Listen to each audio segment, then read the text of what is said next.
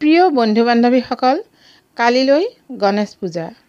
গণেশ পূজাৰ সময়সূচী আৰু কি নীতি নিয়মেৰে আমি ঘৰতেই কম সময়ৰ ভিতৰত গণেশক সন্তুষ্ট কৰিব পাৰোঁ তাৰ বিষয়ে মই আপোনালোকক অকণমান ক'বলৈ ওলাইছোঁ। গণেশ অলপতেই সন্তুষ্ট হয়, আপোনালোক সকলোৱে জানে। প্ৰত্যেক ঘৰতে মহিলা বা পুৰুষেই হওক আপোনালোকে গণেশ পূজাৰ নিয়ম কৰে আৰু যি পাৰে তাৰেই গণেশৰ ওচৰত দি সেই সময়সূচীৰ ভিতৰত তেওঁক যদি আপোনালোকে অন্তঃকৰণেৰে সেৱা কৰে, আপোনাৰ আৰ্থিক উন্নতি হ'ব আৰু আপোনাৰ চাৰিওফালৰ পৰা আনন্দ হ'ব। হয়, গণেশক কিন্তু পুজিবই, আপোনালোকেও জানে। তথাপি মই কিয় কৈছোঁ জানেনে? এতিয়াৰ যুগত ইমান অভাৱ হৈছে আৰু মানুহৰ চিন্তা বাঢ়ি গৈছে।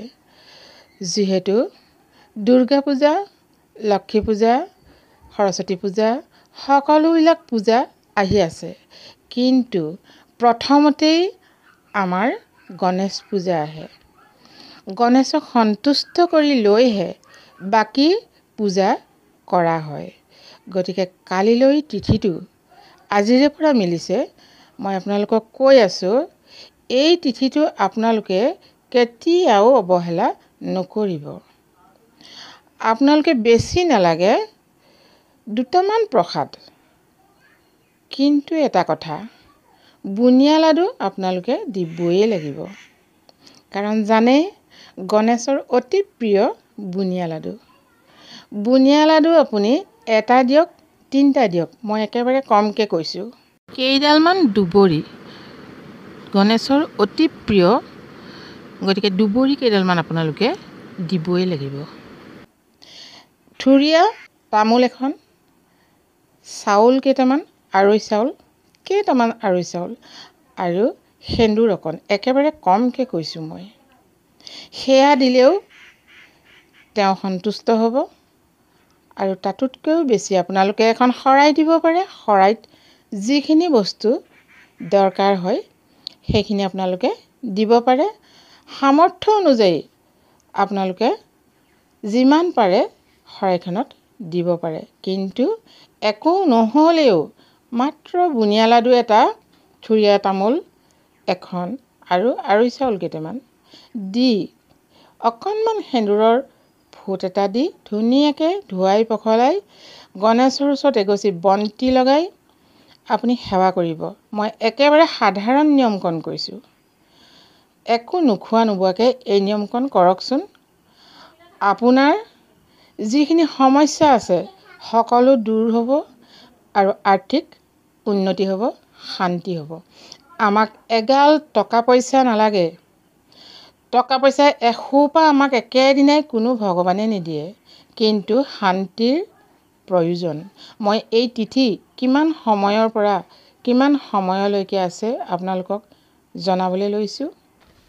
এই তিথি ভাদ মাহৰ 9 তাৰিখ 26 আগষ্ট অৰ্থাৎ আজি মঙলবাৰৰ পৰা মিলিছে।